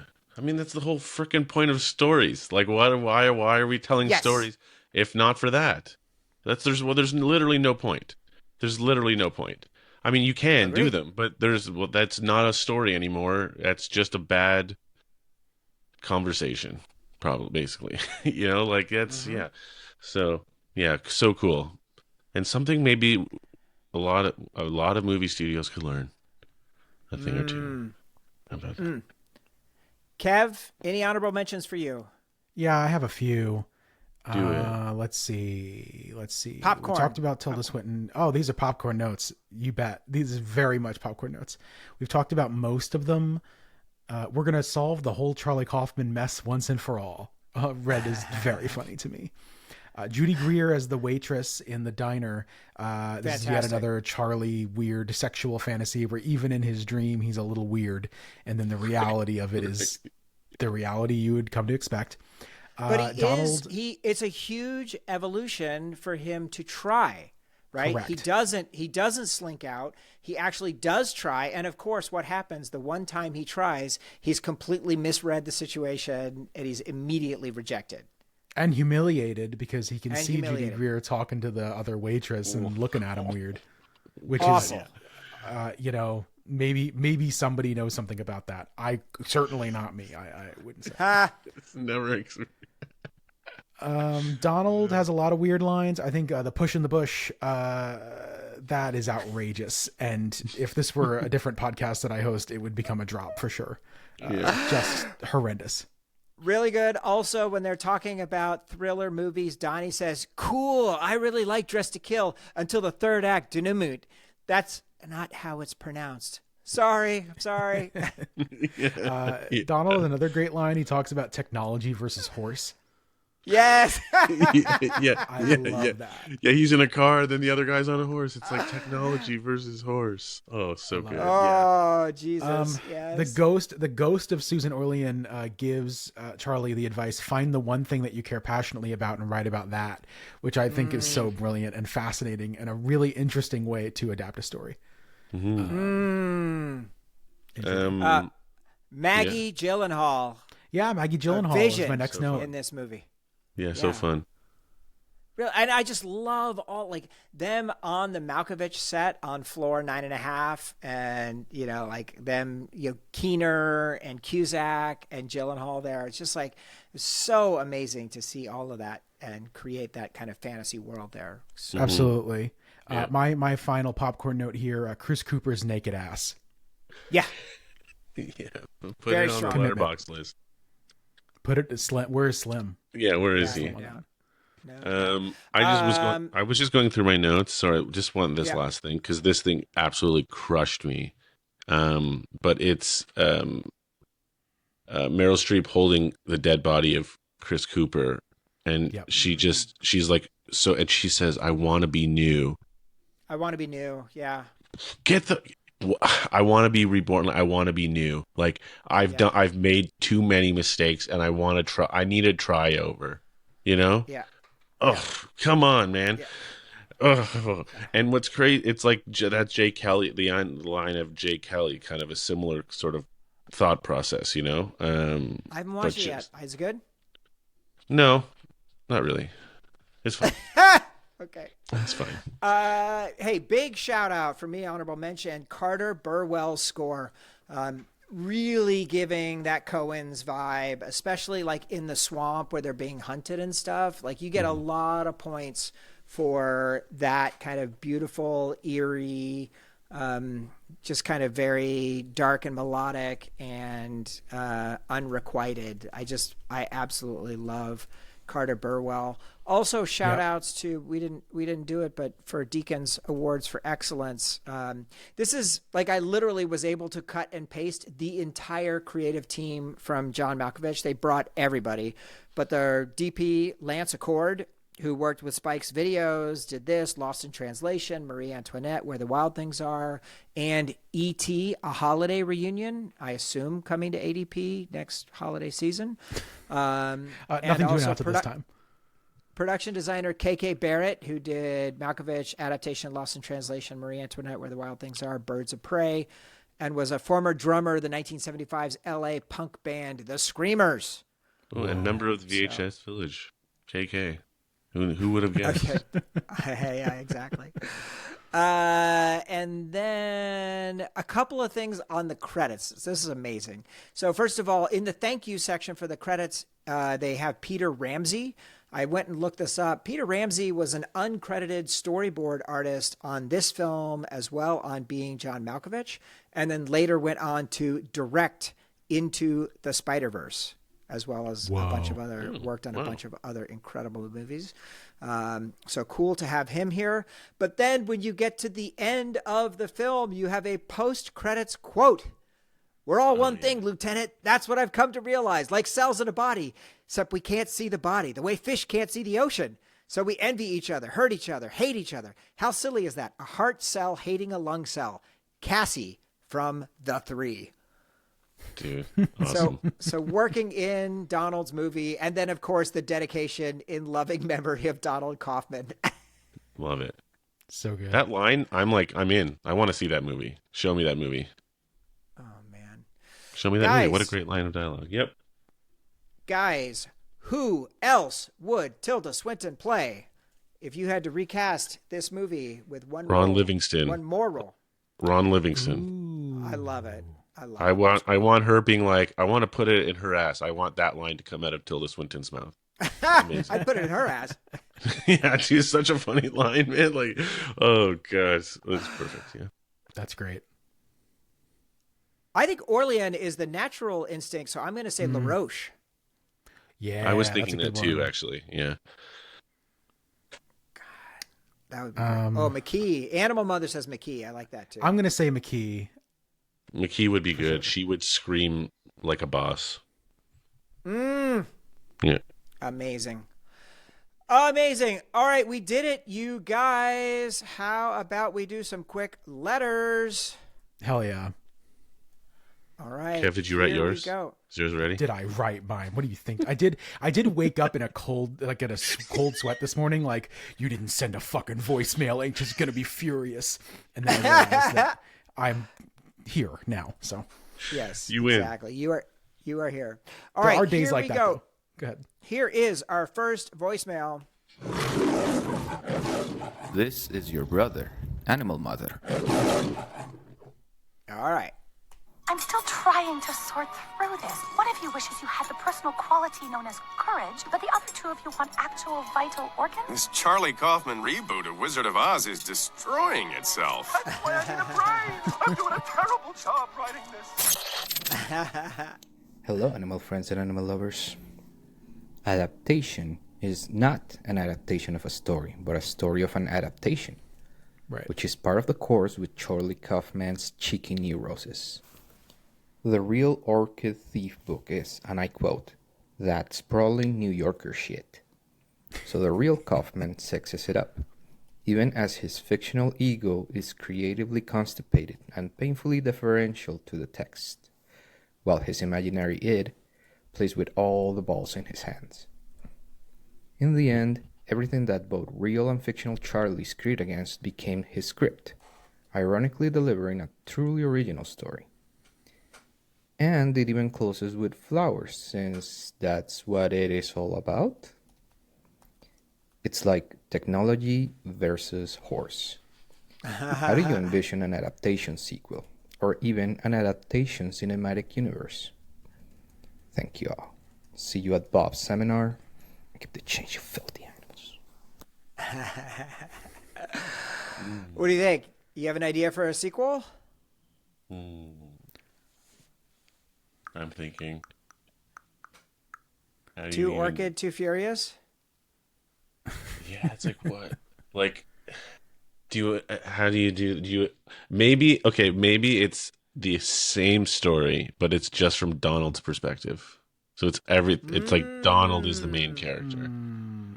I like That's it. all I've got. I like it. Or Donald gets tapped to rewrite and redo Adaptation in 2027 as let's see, this will be it's Columbia, so that makes it a Sony production, or probably go to Netflix. Right. That could be. Wait. What if it's John Travolta wearing Nicolas Cage's face, playing Charlie Kaufman? Don't do that.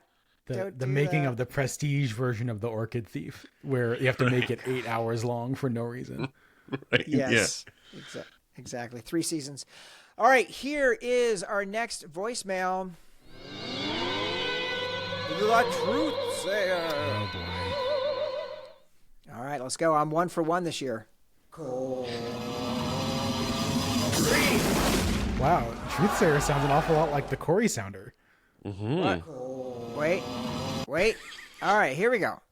Hey, Alberia here. Adaptation. Just a miraculous film. It shouldn't work, but it does. That basically describes the full body of work from director Spike Jonze, who also made some of the greatest music videos of all time. We're talking Sabotage, Da Funk from Daft Punk, Cannonball with the Breeders, and yes, weapon of choice, the one with Christopher Walken defying gravity. So for today's Truth Sayer, I need you to figure out who hasn't worked with Spike Jonze. Here are 5 artists from the late 90s and 2000s. Your job is to figure out which one of these hasn't had a Spike Jonze directed music video. 4 of these have, 1 has not. Time for the Truth Sayer. Number 1, Tenacious D. Number 2, Kanye West. Number 3, Bjork. Number 4, Ludacris. Number 5, The Strokes. Which one of those 5 artists never stepped into Jones's beautifully unhinged creative universe? Tenacious D, Kanye West, Bjork, Ludacris, or The Strokes? Wow. I'm torn between 2. Okay, what do you got? I think there's a chance it could be Luda, but it might just be. I think it's probably just the Strokes. Okay. Kev? In the interest of intrigue, I will then go Luda. Oh, were you thinking Strokes as well? I was also thinking it could be the I'll Strokes. go. I I'll know go he Luda. worked with Ye. Yeah, I know he worked with with Bjork for sure. Yeah, Tenacious D those makes are sense quiet. to me. Yeah, That makes sense Tenacious to D me. makes total sense. Okay, I'm going to go with the Strokes. All right, let's see. All right, were you able to figure out which one of those artists didn't record a music video with Spike Jonze? Let's walk through the wrong answers first. Tenacious D, Jonze directed Wonder Boy, classic. Yes. Kanye West has directed a couple, including Wonder Flashing Boy. Lights with Spike Jonze. Bjork, Jonze made It's So Quiet and a couple of others. It's So Quiet's just an incredible video. And Ludacris, he directed Get Back, one of the most joyfully chaotic rap videos of the era. yes. The one that didn't? The Strokes. The Strokes. Somehow, Boom! against all cosmic logic, Jonze never directed a music video for The Strokes. Despite the fact that they feel tailor-made for each other, let's call it the greatest missed collaboration of the 2000s. Here ends the Truth Sayer. Fascinating. Kev, you get a point for that. You just chose them for choosing sake. I think that's a fair point for you. I'll take it. Yeah, we all win It's today. It's almost like being right. It It's would not, be really it's fun to do exactly. it. To do a Chuckle Hut of all of Spike Jonze videos. I would love that. I would. Hey, you know, like back in the day, they put out these DVD compilations. Yeah. That was like, I have the one. Well, I lent it from a Roman friend. Coppola, No, Michel Gondry. Gondry. Yes, The the Gondry Gondry one one is is legendary. sick. Yeah, That is the best it's one. really Which- sick. Yeah, You know the ones I'm talking about, right? Where it's like the Yeah, music of videos course. of Spike Jonze. We should do nights Yeah. like that. We're silly. No, the Spike Jonze one is really good. The Michel Gondry one I definitely had at one point, but the Roman Coppola directed a bunch of killer fucking videos. Yeah. What is the highlight of the Gondry videos? Can you remember thinking back? I think the White Stripes fell in love with a girl with The that was the on Lego one. Lego one, think yeah, it was cool. I love- There's a bunch. So cool, yeah. The one Love that fell in love video. with the girls. The one that was like zooming in and in through the colored. It's just drums. Lego, isn't it? The kick drum. Yeah, really cool. No, the kick drum one is Seven Nation Army, I think. No, different. I think we'll find out. The people will tell us. All right, here is our final voicemail. Cool. And it sounds like Corey's sounded. Do you not want to do Kev's question first, as usual? Yeah. Oh, you're Okay, doing yeah. Kev's question? Yeah, I'm doing Kev's question. We've been over You this are? 3 times. No, I didn't realize. Okay. I can do Kev's ahead. question.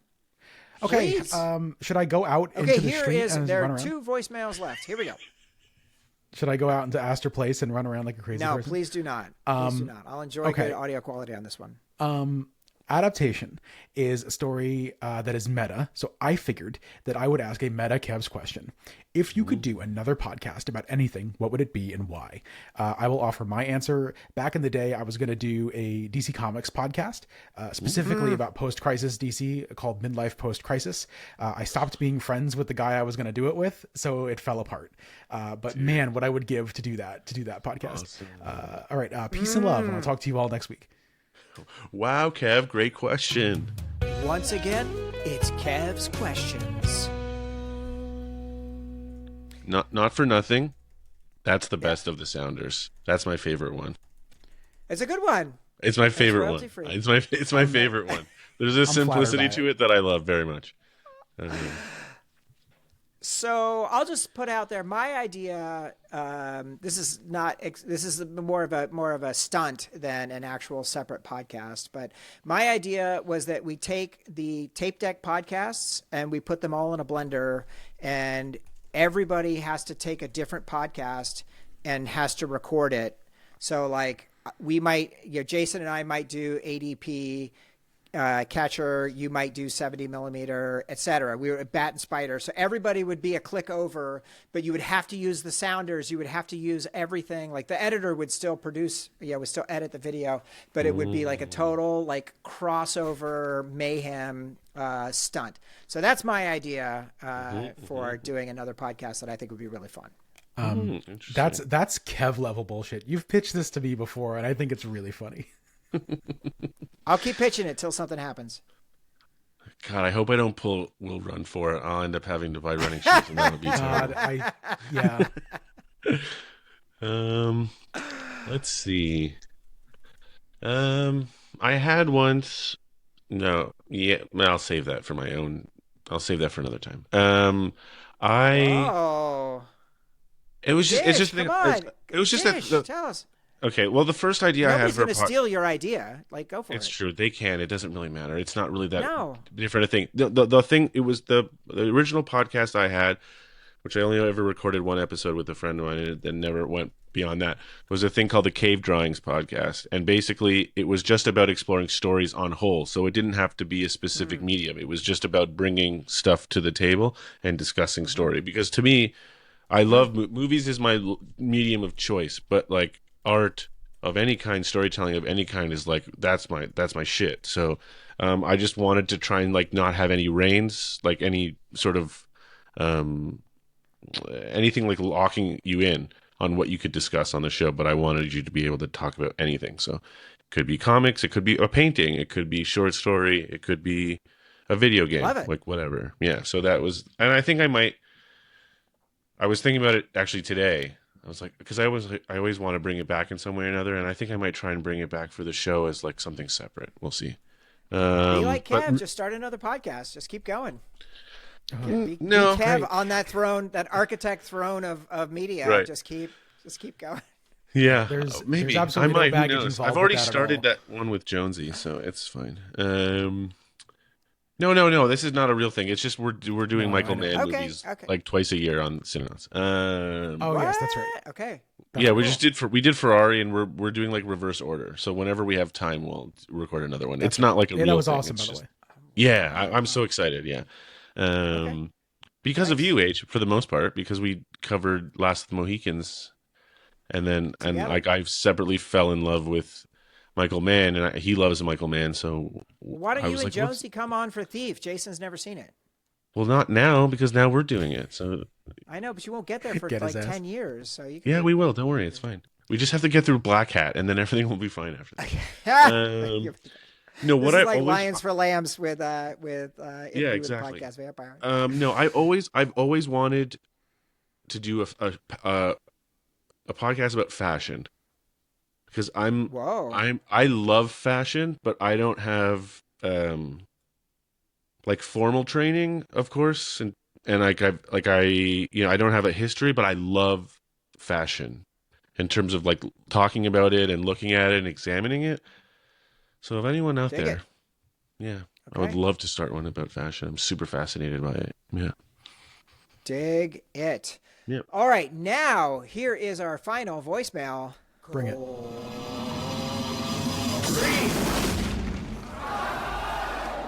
Ah! Hey, this is Corey calling from Austin, Texas about Spike's Adaptation 2002, the spiritual sequel to Malkovich. Holy shit, this movie is... it's less, like, wondrous, I guess, and magical as Malkovich, but it still, like, presses all the right buttons for me. This fucking movie rules. Obviously, Cage is fan-fucking-tastic. I just recently showed Noelle and Quinn Face Off on our vacation, and they both thought it was one of the most amazing movies ever made. There's a lot of kind of face off here in this with what Nick's doing, but God, of course Meryl Streep, of course Tilda Swinton's in this. So who would Tilda Swinton play? Don't worry, I have a different answer. But yeah, I think this movie's fantastic. I wish Spike was still making movies like this. Yep. And I know a lot of people, like critics at the time, were kind of like, oh, it's like too self-indulgent and narcissistic and blah, blah, blah. But isn't that the fucking point? Yeah, exactly. I don't know. Maybe. I think it is. But anyway, who would Tilda Swinton play? So I know she plays what's her face, but well, we'll recast that, and I don't care who it is. Going good. And then I want her, hear me out, to play Charlie, and I want Nick to play Donald. And let the sparks fucking fly. All right, so glad you guys did this. Wow. I love this fucking movie. All right, bye. Never in doubt, Corey. Love it. This is just for Corey or anyone listening. Anytime someone brings up Face Off, I would like to bring up a podcast called Story Break, where it was a bunch of writers who had an hour to like write a concept for a movie, and they would get like a pitch idea, and then they had an hour to write a movie. And one of their episodes, they all loved the movie Face Off, and so they have an hour to write a pitch for Face Off 2. And it is one of the funniest things I've ever heard in my life. And if you love Face Off, you have to listen to it. Story Break is the podcast. Face Off 2, I don't remember what they subtitle it. It's hilarious. Listen to it. It's really funny. Yeah. Oh man, awesome. I used to love this pod. I know this podcast. Yeah, they went on to do Dungeons and Daddies, like a podcast. Oh wow, very popular whatever. in the Discord. Yeah. But their show before that was called Story Break. So yeah, Face Off 2. Check it out. I'll also shout out the podcast Dune Pod. We did Face Off with Sophie Shin and Ian de Borja. So a legendary episode. Our dear friends. Guys, we did it. We did it in a tight 142. Kev, what do you have to plug, buddy? Yeah, just 3 things, if that's okay, just to keep us all on track. I'll be quick. Please. Number 1, Austin Danger Podcast. Now and forever, the only randomly curated Austin Powers podcast on the internet. We now more random than ever, thanks to the curse of the Omni Wheel, an omnipresent being who has cursed us now with doing theme wheels every month. So a smaller pool of possible films to choose from, but all with a theme. This month, for the 2 weeks in January, it's movies we've done the previous films before. So Alien 3, very controversial movie, is our next episode that drops tomorrow as people are listening to this. God damn. I'm watching the theatrical cut for the first time. Fucking hate that movie. I've never seen the director's cut, but that movie is a piece of shit, dude. Whoa. I don't think it's a piece of shit, but I do think that spending 45 minutes violently describing the horrible deaths of your favorite characters from Aliens is a mistake. Yeah, totally. Yeah. So that's next week. Kenzo's never seen it. I saw the theatrical cut for the first time. Longest fucking movie ever made, but I'm still pro. We'll get into it. So that's EDP. And again, we're doing themes every year, and we're also covering throughout the year as the movies come out. We'll be covering The Bride from Maggie Gyllenhaal, Disclosure Day from Steven Spielberg, and the DCU movies Supergirl and Clayface, among some other special bonus surprises throughout the year. You see how Kev is just like putting the flag down? He's like, ADP owns these, tape deck, get off. No, we don't own these. Like I think we're not the only people who are doing Disclosure Day. I know that much, but anyway, every not podcast to leave. Ever. Yeah, every podcast ever should be doing that. But anyway, so that's ADP. I have a new podcast I do that comes out on Fridays called Laurie Strode Trap House with our friend Anna Gould. It is a much looser show about much looser movies than either Escape Hatch or Austin Nature Podcast. It's a movie podcast about friendship and horror in the 21st century. So as people are listening to this, our most recent episode was about a movie called The Wizard of Gore with Crispin Glover, which is, I have to say, in the top 20 worst movies I've ever seen. But this month we're doing, for the month of January, we're doing a theme called New Year, New Me, where we're picking movies based around remakes of previous films. So we've done the Texas Chainsaw Massacre from 2003. We've done Amityville Horror we're going to do next week. And Friday the 13th, the remake will cap off the month. So that's a fresh new pod. We're having a whole lot of fun. Do not listen to Laurie Strode Trap House in front of children ever, please. We're not that kind of show. Sounds good. The last thing I just want to say is, I just want to say thank you to everybody who's been so kind to me as I've been weathering kind of a crazy last, I would call them 18 months or so. Just remember what I said a year ago on this podcast: hope is a radical act, and be excellent to each other. Thank you. Dream big. 2026, the year of ambition. The year of ambition. The year of the horse. Fire horse. Let's go. That's big. right. The year of the horse. It's going to be crazy this year. Technology versus horse. Catcher, what do you have to plug, my friend? Friendship, love, Yes. hug the people you love the people you love. And then also I have a podcast, as mentioned earlier, Cinenauts. Our next episode will be our top 5 of last year. And after that, we're just enjoying movies. That's all. Mostly every week we just talk about either what we've been watching, or if something tickles our fancy and we both want to talk about it, then we'll do that. And it's just kind of us letting ourselves love movies and having fun with it. And so Cinenauts, it's out on Wednesdays. Hopefully this week I'm going to try and do it as soon as we jump off the call. If not, Thursday, but otherwise Wednesdays, Cinenauts every week. Taya is the educated one, and I'm the one who just loves things. So please check it out, Cinenauts. You're the artist. I don't Make it happen. Thanks, guys. Yeah, but so yeah, please check us out. Yeah, we're honestly. What? You're what? Honestly, what? You're honestly what? Oh, I don't know what. We just spent the last year, like, she's never podcasted before, and so we kind of just spent the last year like learning to podcast and becoming friends, and like, so this next year is like, I think we're just gonna really like, we're gonna be really in a much more fun headspace. We're really excited. If I can say, that is one of the great, awesome things about doing a podcast with somebody is like finding your natural chemistry with a person in real time in public, and then also becoming really close friends with that person, which is now, it has happened to me once, and it is happening again in real time. And it's an amazing, beautiful thing. Yeah, I think that's kind of the thing. I think that's why podcasts have sort of like kicked it off. We should probably just start blabbing, but we're so divided, in terms of like physically, and I think it's such a great way of like connecting with people. Turns out you can just hang out with people. You don't have to start a podcast to do it, but why not start a podcast and do it? Don't tell anybody. I can say that I have a podcast. Do you want that DC Comics podcast or not? Exactly. Exactly. Kev, call me. You know what to do. Yeah. Thanks for listening, everybody. Thanks for being here with us. Thanks, H. Thanks for having us. I hope you all enjoyed this video. Smash that like and subscribe button, etc., etc. We're doing. Is this Mr. Beast? Are we on Mr. Beast? We can hope someday. Peace. Bye.